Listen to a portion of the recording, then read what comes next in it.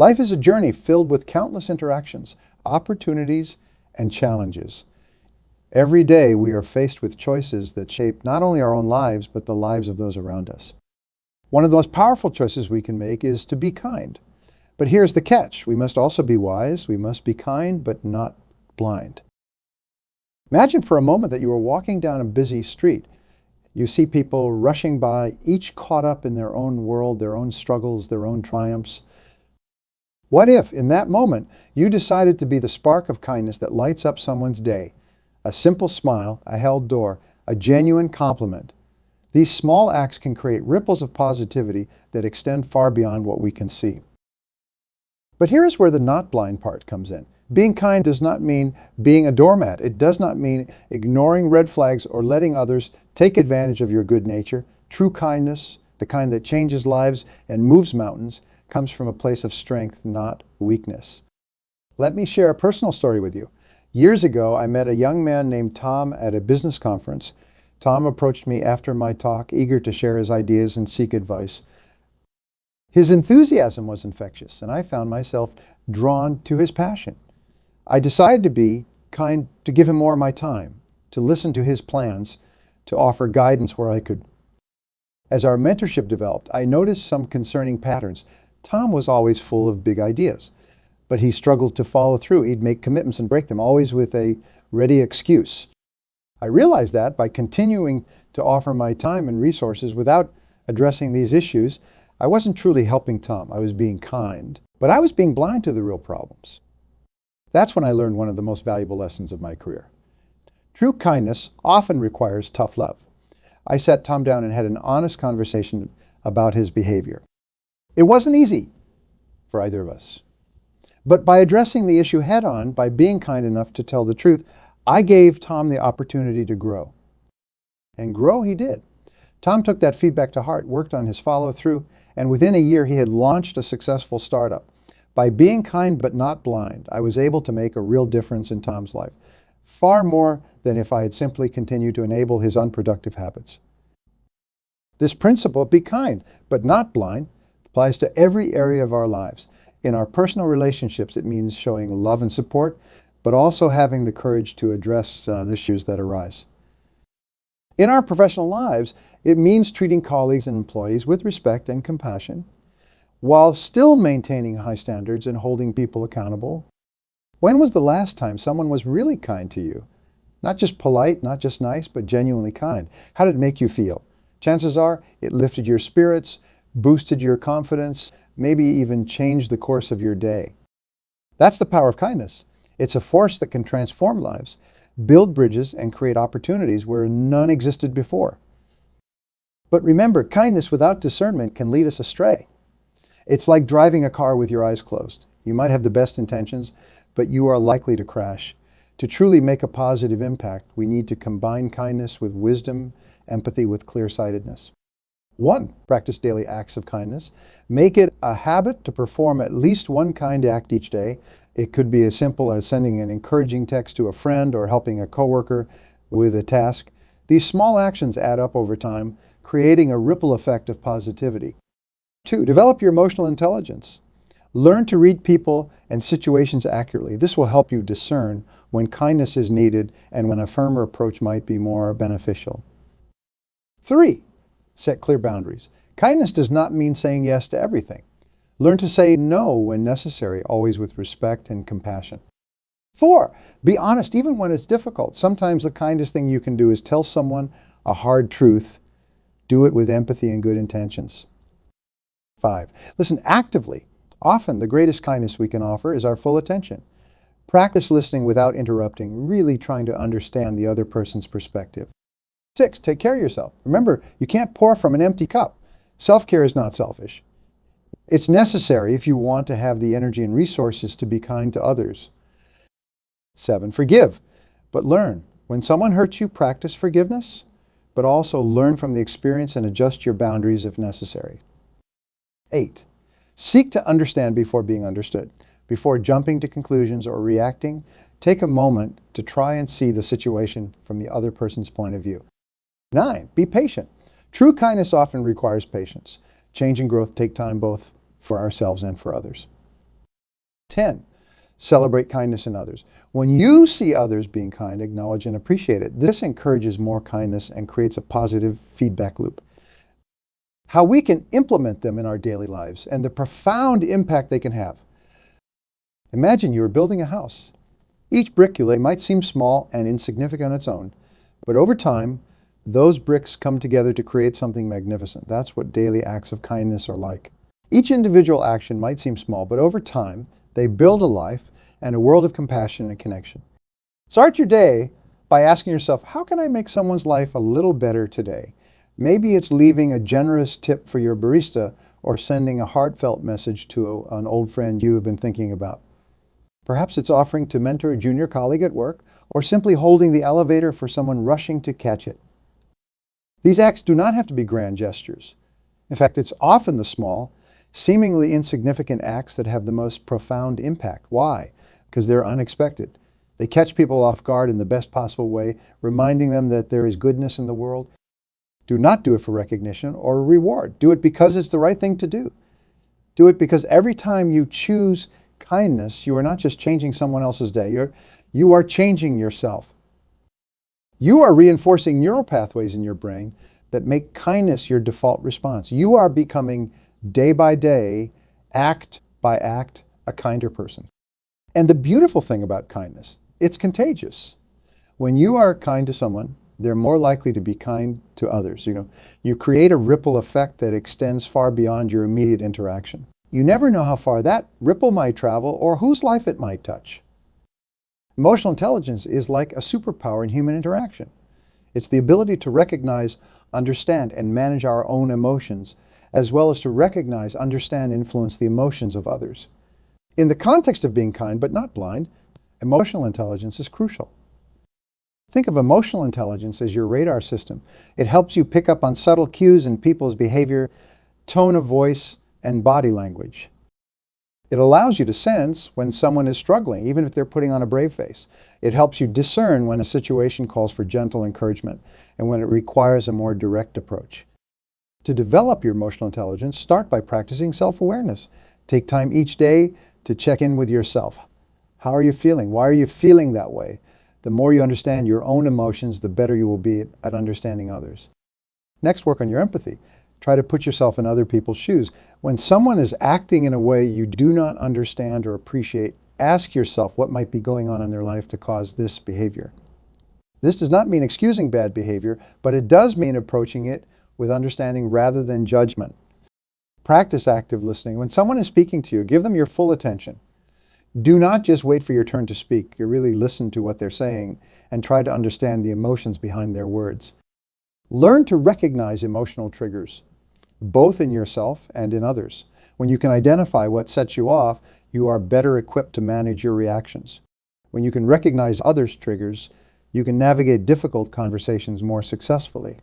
Remember, high emotional intelligence does not mean being soft or letting others walk all over you. On the contrary, it means being able to assert yourself and set boundaries in a way that's firm but respectful. It means being able to deliver tough messages with empathy and tact. As you develop your emotional intelligence, you will find that your interactions become more meaningful and productive. You will be better equipped to offer kindness in a way that truly meets the other person's needs, rather than just scratching the surface. Boundaries are the unsung heroes of healthy relationships. They're the invisible lines that define where you end and others begin. They protect your physical and emotional well-being, your time, and your energy. And here's a truth that might surprise you. Setting clear boundaries is one of the kindest things you can do, both for yourself and for others. Why? Because boundaries create clarity. They help others understand how to interact with you in a way that's respectful and appropriate. They prevent misunderstandings and resentment. They allow you to give freely of yourself without burning out. Many people struggle with setting boundaries because they fear it's unkind or selfish. Nothing could be further from the truth. When you set healthy boundaries, you are actually modeling self-respect and teaching others how to treat you. You are creating an environment where genuine kindness can flourish, unburdened by obligation or resentment. So how do you set clear boundaries while still being kind? Start by getting clear on your own needs and limits. What's okay with you and what's not? What do you need to feel respected and valued in your relationships? Once you're clear on your boundaries, communicate them clearly and calmly. Use I statements to express your needs without blaming or attacking. For example, instead of saying, "You are always interrupting me," you might say, "I need to be able to finish my thoughts without interruption." Be consistent in enforcing your boundaries. If you let them slide sometime, you send mixed messages and invite others to push your limits. Remember, it's not unkind to say no to requests that violate your boundaries. In fact, it's necessary for maintaining healthy relationships. At the same time, be willing to listen to others and consider their needs. Boundaries aren't walls. They're more like fences with gates. They should be firm, but also flexible enough to allow for genuine connection and mutual understanding. Setting boundaries might feel uncomfortable at first, especially if you're not used to it. But with practice, it becomes easier. And the payoff is immense: more authentic relationships, less stress and resentment, and the ability to be truly kind without compromising your own well-being. Honesty is the foundation of true kindness. It might seem counterintuitive. After all, is not it kinder to tell a white lie to spare someone's feelings? But in the long run, honest communication delivered with empathy and good intentions is far kinder than sugarcoating or avoiding difficult truths. If you had spinach stuck in your teeth, would you want your friends to tell you, or to let you go through the whole day unaware? Most of us would prefer the momentary discomfort of being told over the prolonged embarrassment of not knowing. The same principle applies to bigger issues in life. If a friend is repeatedly making choices that are harmful to themselves or others, the kindest thing you can do is to have an honest conversation with them about it. If a colleague's performance is slipping and putting their job at risk, speaking to them about it, while uncomfortable, is far kinder than staying silent and letting them fail. The key is in how you deliver the truth. Honesty without empathy is brutality, but honesty with empathy is kindness. Before having a difficult conversation, ask yourself, what is my intention? Is it truly to help the other person, or am I acting out of anger, frustration, or a desire to be right? When you do speak your truth, do it with compassion. Use I statements to express your concerns without attacking. For example, "I am worried about you because I have noticed you have been drinking more lately," is likely to be received better than "You are drinking too much and it's a problem." Be specific in your observations and feedback. Vague criticisms are hard to act on and easy to dismiss. Offer concrete examples of the behavior you are concerned about. Listen as much as you speak. Give the other person a chance to share their perspective. They might have insights or information that you are not aware of. Remember, being honest does not mean being harsh. You can be kind in your delivery while still being clear and truthful. And sometimes the kindest thing you can do is to create a safe space for others to be honest with you. Cultivating a reputation for honesty and integrity might mean some short-term discomfort, but it leads to deeper, more meaningful relationships in the long run. People will trust you, respect you, and know that when you offer praise or criticism, you truly mean it. In our fast-paced, always connected world, truly listening has become something of a lost art. We are often so busy formulating our response that we fail to really hear what the other person is saying. But active listening is one of the greatest acts of kindness we can offer. When you listen, really listen, you are giving someone the gift of your full attention. You are saying, without words, you matter. Your thoughts and feelings are important to me. In a world where everyone is clamoring to be heard, being truly listened to is a rare and precious experience. Active listening goes beyond just staying quiet while the other person speaks. It involves fully engaging with what they're saying, both verbally and non-verbally. Make eye contact. Nod to show you are following along. Lean and slightly demonstrate interest. Practice reflective listening. Periodically summarize what you have heard to ensure you have understood correctly. This not only helps clarify any misunderstandings, but it also shows the speaker that you are genuinely engaged with their words. Ask open-ended questions that encourage the speaker to elaborate. How did that make you feel? What do you think led to that situation? These questions show that you are interested in diving deeper into their perspective. Resist the urge to interrupt or to jump in with your own similar experiences. While sharing relatable stories can be a way to build connection, make sure you're not shifting the focus away from the speaker before they've had a chance to fully express themselves. Pay attention not just to the words being said, but to the emotions behind them. Sometimes what's not being said is just as important as what is. Notice tone of voice, facial expressions, and body language.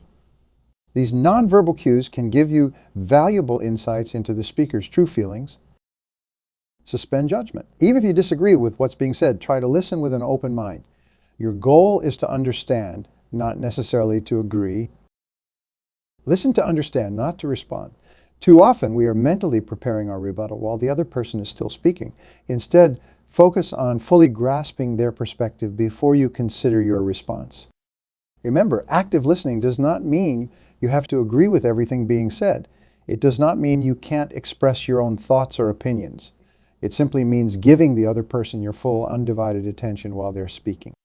By practicing active listening, you are not only showing kindness to others, you are also enriching your own life. You will learn new perspectives, deepen your relationships, and develop a reputation as someone who truly cares about others' thoughts and feelings. In our quest to be kind to others, we often forget one crucial person: ourselves. Self-care is not selfish, it's necessary. You can't pour from an empty cup, and you can't give kindness to others if you are depleted yourself. Think of it like the oxygen mask instructions on an airplane. You need to secure your own mask before helping others. By taking care of yourself, you ensure that you have the energy, patience, and emotional resources to be truly kind and present for others. Self-care looks different for everyone. For some, it might mean setting aside time each day for exercise or meditation. For others, it could be pursuing a hobby, spending time in nature, or simply getting enough sleep. The key is to identify what truly rejuvenates you and make it a non-negotiable part of your routine. Part of self-care is also learning to say no. It's about recognizing your limits and respecting them. It's understanding that saying yes to everything means saying no to your own well-being. And ironically, by trying to be kind to everyone all the time, you end up being less effective in your kindness. Practice self-compassion. Treat yourself with the same kindness and understanding that you extend to others. If you make a mistake or fall short of your goals, do not beat yourself up. Instead, speak to yourself as you would to a dear friend with encouragement and support. Set boundaries around your time and energy.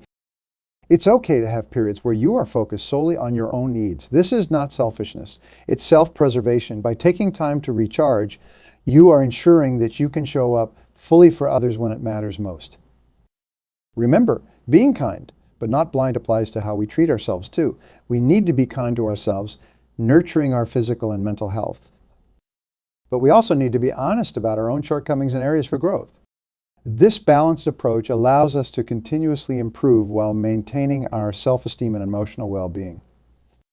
In our quest to be kind, we often fall into the trap of people-pleasing.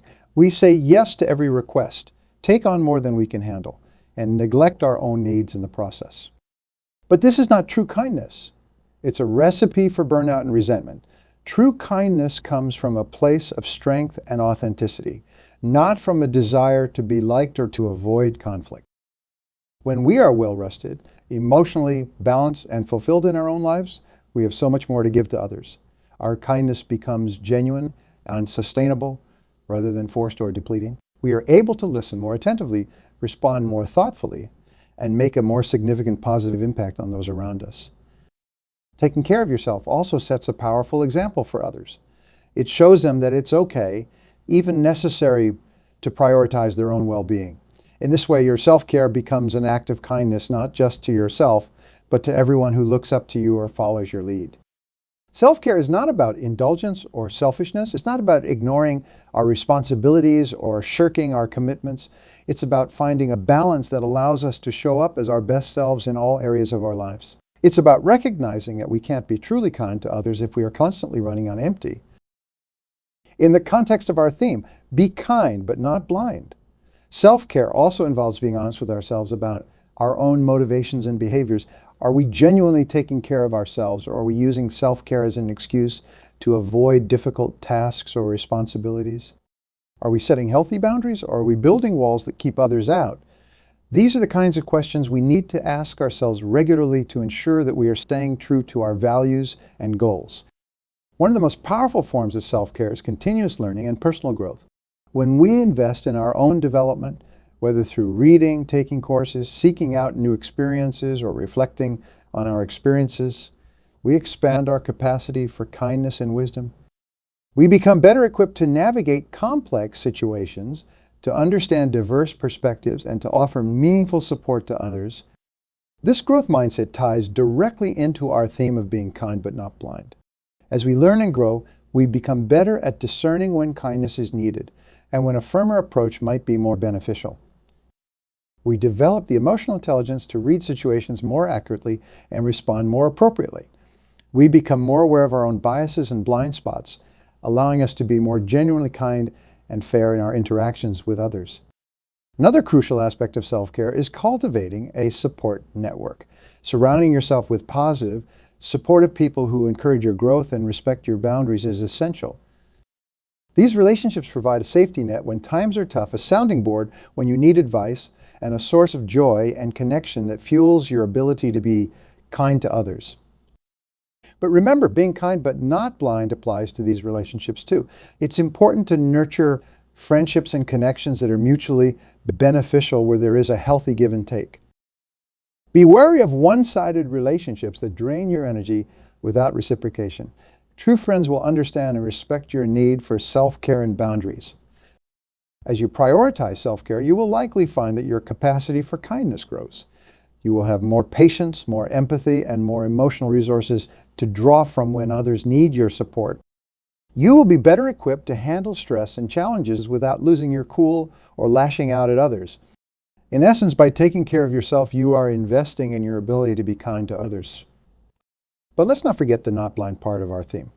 While practicing self-care, it's crucial to remain aware of the world around you and the needs of others. Self-care shouldn't become an excuse for selfishness or isolation.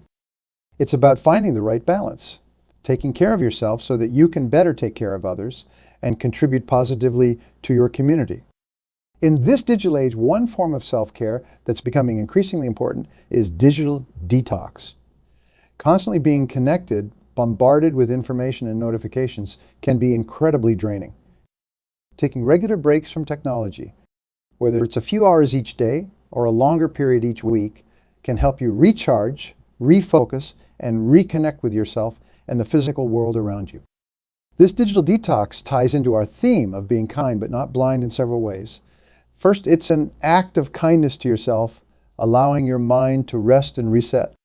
Second, it helps you avoid the trap of blind interactions online.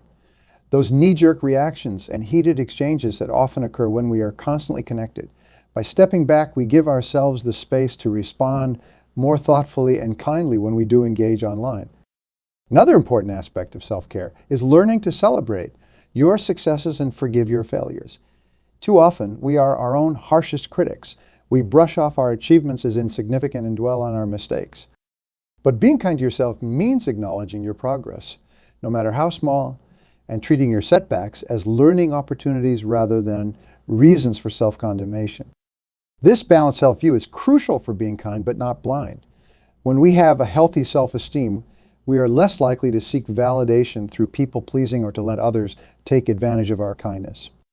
We are more likely to stand firm in our values and to offer kindness from a place of genuine care rather than insecurity or fear of rejection. Remember, self-care is not a one-time event or occasional treat. It's a continuous practice, a way of life. It's about consistently making choices that honor your physical, emotional, and spiritual well-being. It's about recognizing that you are worthy of care and kindness, not because of what you do for others, but simply because you exist. Be patient with yourself. Like any new habit, it takes time to develop and integrate into your life. There will be days when you fall short of your self-care goals, and that's okay. The key is to keep coming back to it, to keep prioritizing your well-being even when life gets hectic or challenging.